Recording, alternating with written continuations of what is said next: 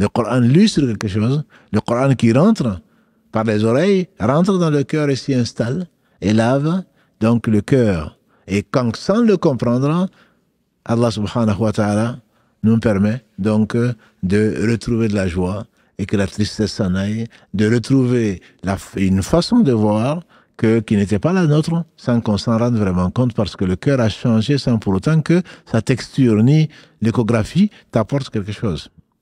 Parce que la parole d'Allah a cette vertu que n'a aucune autre parole. Ce que n'a aucune autre parole. Ça, c'est juste la lecture. Et quand tu comprends, tu vas encore plus loin.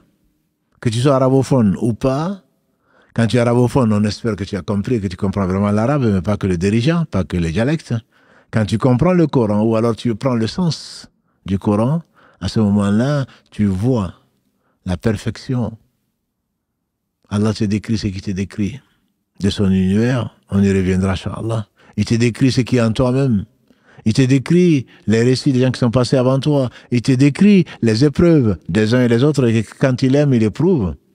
Et que les plus éprouvés sont les prophètes, comme le prophète sallallahu nous l'a dit dans les différents hadiths. Et qu'à côté de ça, tu as honte. Tu as honte de te plaindre.